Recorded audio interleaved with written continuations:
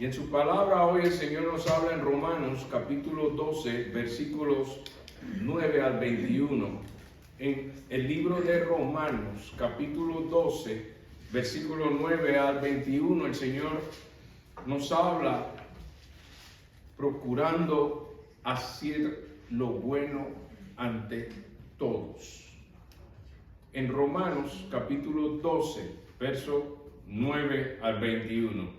Dice así la bendita y gloriosa palabra del Señor. El amor sea sin fingimiento. Aborreced lo malo. Seguid lo bueno. Amaos los unos a los otros con amor fraternal. En cuanto a honra, prefiriéndoos unos a otros en lo que requiere diligencia, no perezoso, fervientes en espíritu, sirviendo al Señor, gozosos en la esperanza, sufridos en la tribulación, constantes en la oración, compartiendo para las necesidades de los santos, practicando la hospitalidad.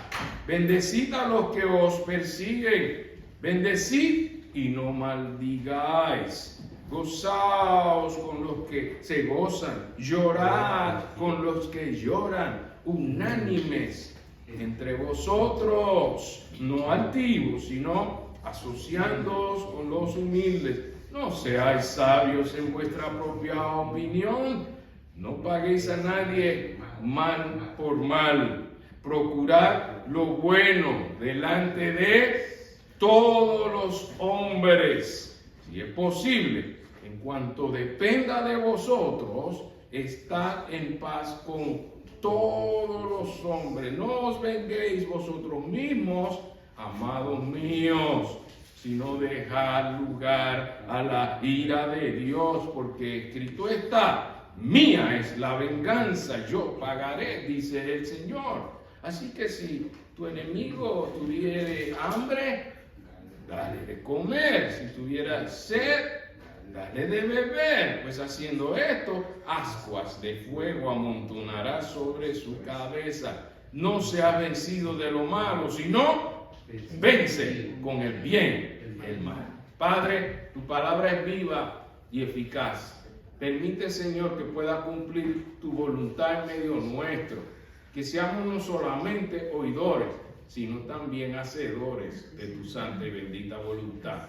Guíanos con tu Santo Espíritu, Señor, al querer como el hacer, porque tú eres digno de nuestra obediencia. Te invocamos en el nombre del Padre, del Hijo y del Espíritu Santo. Amén. Ciertamente que nuestro Señor nos muestra que después de aceptar a Cristo, nosotros obedecemos en el bautismo y luego, ¿qué sigue después del bautismo? Y el Señor nos da consejos. Si usted ve en el título del capítulo 12 de Romanos, cómo debemos conducirnos, cómo debemos comportarnos. Dando este testimonio público, el Señor persiste en que sea conocido el testimonio a todos los hombres. Por eso va vinculado después del bautismo. ¿Qué sigue? Pues procurando hacer lo bueno ante todos, porque Dios es bueno. Él hace las cosas buenas en nuestras vidas para que nosotros hagamos también bondades para con los demás, aún con nuestros enemigos. Y esta era la enseñanza que Jesucristo vivió, y por eso muchos se sintieron un poco incómodos, porque como es que así voy a también ayudar a los que me quieren hacer mal, que son mis enemigos. Pues este es el verdadero amor que Jesucristo vivió. Y Él nos ha revelado que es posible en Cristo Jesús hacerlo. En nuestra propia carne, casi imposible. Pero en Cristo sí se puede.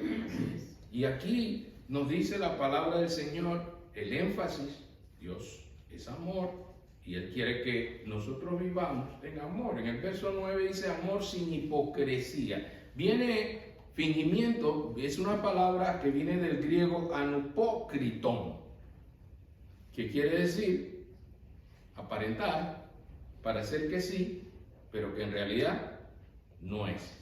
Por eso comienza diciendo, el amor sea sin fingimiento. Y entonces luego viene otra palabra que dice aborrecer, que significa rechazar, no dar lugar. Y Dios nos da el ejemplo. Lo bueno es que cuando aquí dice aborrecer lo malo, vamos a ver la palabra de Dios, el testimonio que Dios nos dice que Él aborrece. Proverbios 6, 16 al 19. Es una palabra que muy pocas veces la entendemos hasta que vemos en la Biblia que Dios nos enseña en Proverbios, capítulo 6. Proverbios está después de los Salmos. ¿Por qué debemos aprender del Señor? ¿Qué cosas debemos aborrecer cuando ahora somos nuevas criaturas, hemos sido bautizados? ¿Y cómo debemos andar? Como Dios nos enseña en su palabra. Y ahí está en Proverbios capítulo 6, versos 16 al 19, el ejemplo que Dios nos da como qué cosas debemos rechazar, aborrecer. En Proverbios capítulo 6, justo después del libro de los Salmos está Proverbios. El capítulo 6, el Señor nos dice qué cosas Él aborrece y quiere que nosotros también aprendamos a aborrecer cosas que a Dios no le agradan. Proverbios capítulo 6, versos 16 al 19. Dice la bendita palabra del Señor. Saque los números, ponga cuidado.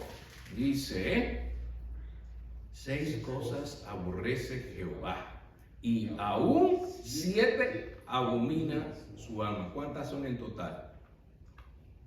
7.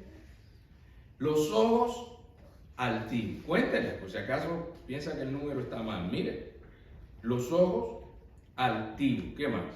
La lengua mentirosa. Las manos derramadoras de sangre. Inocente. El corazón que maquina pensamientos inicuos. Ahora vamos a explicar esa palabra. 5. Los pies presurosos para correr al mal. 6. El testigo falso que habla mentira. Y 7. Y el que siembra discordia entre hermanos. ¿Ves por qué comienza el versículo 9 diciendo el amor sea sin fingimiento? Y luego dice aborrecer lo malo. Y hay una listita ahí que le puede servir y seguir lo bueno. Pero vimos una palabra ahí que no oímos constantemente, que es inicuo. Y para muchos esto de inicuo, ¿cómo así?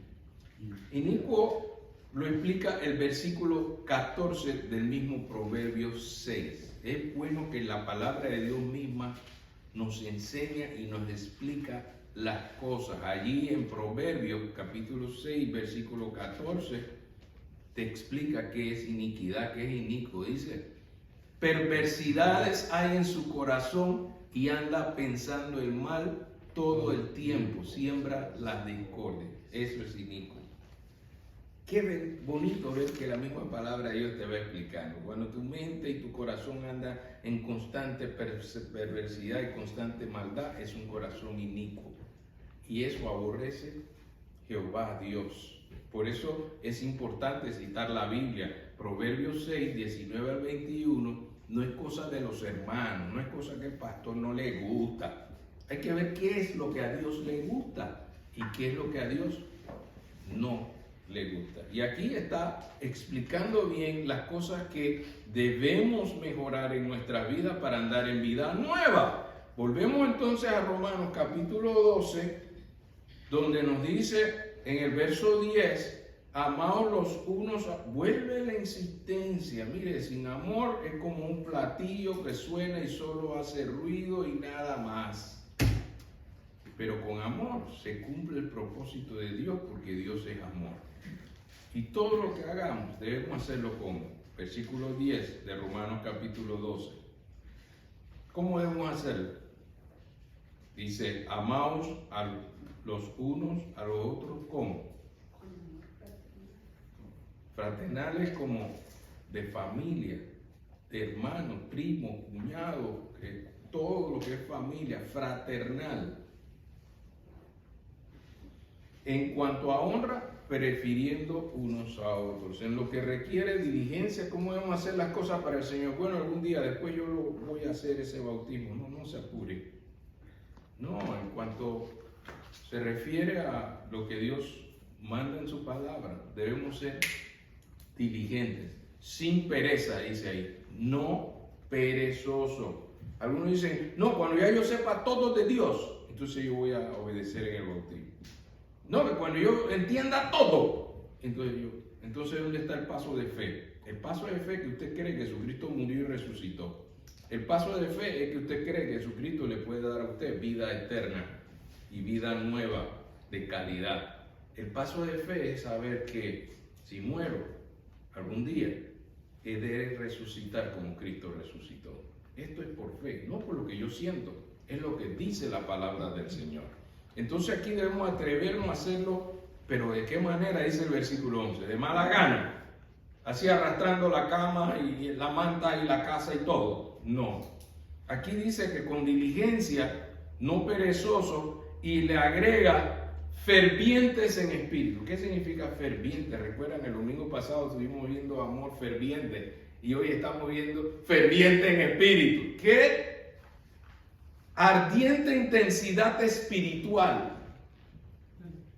Dice, esa no la tenía yo apuntada, déjeme apuntar esta.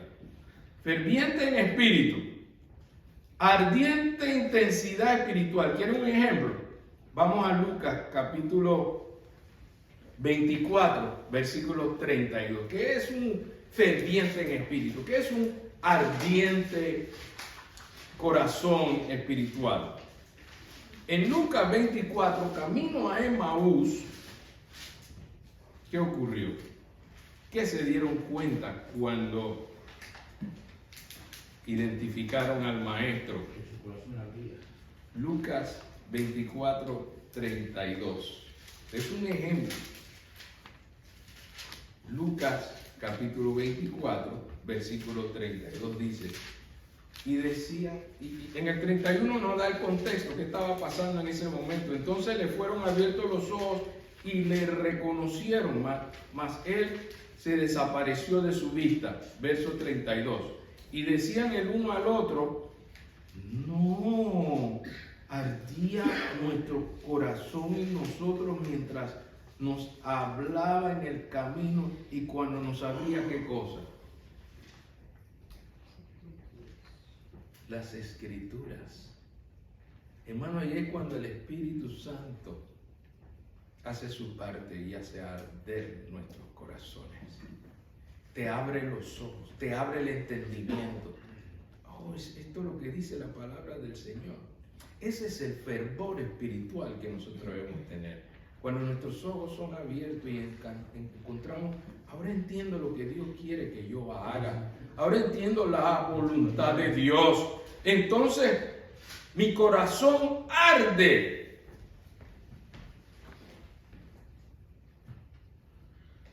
Ese es el ferviente de espíritu. Cuando la palabra del Señor llega a nosotros con entendimiento, cuando el Señor trata con nosotros, algunas personas cuando terminamos el tiempo del mensaje y le pregunto, ¿y el Señor trató con usted, con su palabra? Dice, sí, el Señor trató con mi corazón, me conmovió mucho lo que está escrito ahí en la palabra, en mi corazón. Bueno, si el Señor trató contigo, es tiempo de que tú hagas trato con Dios. Porque la palabra de Dios nunca vuelve vacía, siempre cumple el propósito por la que es enviado. Y usted se da cuenta cuando usted pasa tiempo con Dios y su palabra, que algo pasa en su vida. ¿Cuántos aquí han sido conmovidos por su Santo Espíritu cuando la palabra empieza a tener entendimiento en nuestra mente y en nuestro corazón? ¡Wow! Esto es tremendo. Y empieza a arder nuestro corazón como que ese es ser ferviente en espíritu. No hacer las cosas por hacerlas, sino porque la palabra del Señor me impulsa. Porque el amor de Dios me impulsa, porque llevo ese entusiasmo y esa emoción que trae la inspiración de la palabra de Dios. Pero si hago las cosas por hacer así como que bueno, nadie lo podía hacer, yo lo hice. No, el Señor quiere que lo hagas con amor y con ferviente en el Espíritu. Verso 11 de Romanos capítulo 12. En lo que requiere diligencia, no lo dejes para después. Patita, ¿para qué te quiero? Decíamos allá en mi país. Dale prisa, pero con ferviente en el Espíritu, porque estoy entendiendo lo que me está diciendo el Señor en su palabra. Yo quiero obedecerle con entusiasmo, con amor y con ferviente en el Espíritu. Verso 12, gozaos en la esperanza, sufridos en la tribulación, constante en la oración. Qué bueno que el Señor nos dice que el gozo del Señor mi fortaleza es. Hermano, y que de salida nos está diciendo que va a haber sufrimiento. Gozosos en la esperanza, ¿y qué más? Es que el Evangelio, cuando el Evangelio no es aguado, uno dice las cosas como Dios las dice en su palabra. Tú vas a poder contar con el gozo del Señor para una esperanza viva, para tener fuerza para seguir adelante. Como dice Hebreos 12:2, Él puso el gozo por delante, menospreció el oprobio. Así nosotros tenemos que aprender a poner el gozo del Señor por delante. Pero que de que va a haber sufrimiento, va a haber sufrimiento, va a haber tribulación, pero el Señor nos va a dar la victoria. Y por eso termina el versículo 12 diciendo, constantes en la oración. Mientras más oración, más poder. Poca oración, poco poder. Entonces, con el gozo del Señor, pasando sufrimientos, tribulaciones, pero constante en oración. Verso 13, compartiendo ¿para qué? Para las necesidades de los santos, practicando ¿qué? La hospitalidad. Pero ahora se proyecta hacia afuera. Verso 14. Dice, bendecid ¿a quién? Solo los que te saludan, tú saludas. Solo los que te aman, tú amas. Y ahí no está la diferencia del amor de Dios. Aún a los que te persiguen, tú puedes bendecir. ¿Cuántos creen eso? Amén. Aún hasta los que te maldicen, tú los puedes bendecir. Verso 14. ¿Qué debemos hacer cuando nos persiguen? ¿Qué debemos hacer cuando nos maldicen? La palabra de Dios te dice. Bendecid a los que os persiguen y bendecid a los que nos maldicen y no maldigáis. Gozaos con los que se gozan, llorad con los que lloran. Tiempo de celebrar, tiempo para todo, dice Eclesiastés. Tiempo para cantar, tiempo para llorar. Los que están sufriendo pérdida de un familiar, han fracasado en algo, tienen una gran tristeza. Hay que hacer como hizo Jesús con Marta y María. ¿Qué hizo Jesús cuando vio a Marta y María llorando? No les dijo, déjense de esa lloradera si yo estoy aquí para resucitar a Lázaro. Él se identificó con el dolor de Marta y María. Eso es lo que hace Cristo con tu dolor. El Señor no te dice que eso es fácil. El Señor te dice, yo soy conocido como varón de dolores. Vamos a hablar de dolor. Cristo sabe lo que es dolor. ¿Sufres? Él nos anima a que suframos con lo que sufren, llorar con lo que lloran. Cuando llega la victoria, hay celebración, todos celebramos. Hermanos, el Señor nos dice exactamente cómo debemos conducirnos en su palabra. Verso 15. Gozaos con los que se gozan, llorad con los que lloran, unánimes entre vosotros. ¿Ven por qué lo de inicuo no tiene lugar en la unidad de la iglesia? Porque el inicuo solo quiere dividir. Pero el Señor está diciendo en el verso 16, tenemos que ser ¿qué? Unánimes, unidos, un solo cuerpo en Cristo Jesús.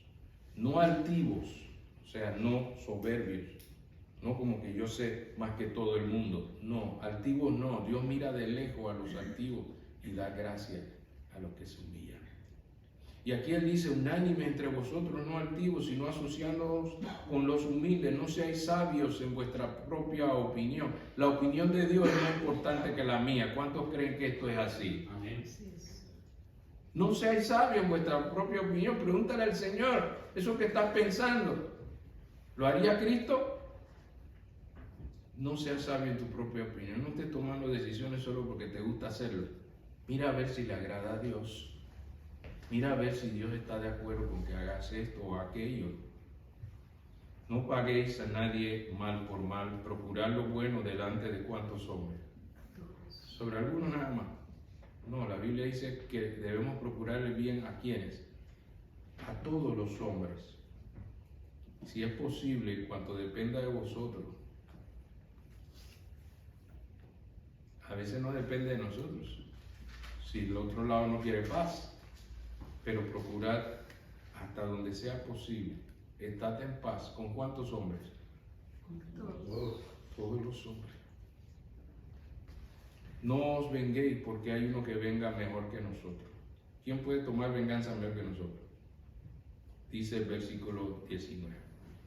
No os venguéis porque, amados míos, dejad lugar a la ira de Dios, porque Cristo está. Mía es la venganza. Ah, no, esa me la tiene que pagar. No, el Señor está diciendo, deja que yo me encargue. Mía es la venganza, yo pagaré. En vez de estar pendiente de cuándo uno se desquita, démosle lugar a que Dios tome el control, porque Él dice, mía es la venganza, yo pagaré, dice el Señor. ¿Cuántos creen que Dios tiene una justicia perfecta, que en su tiempo paga como debe pagar? Así que no se esfuerce usted por desquitársela y vengarse. Deje que Dios tome el control.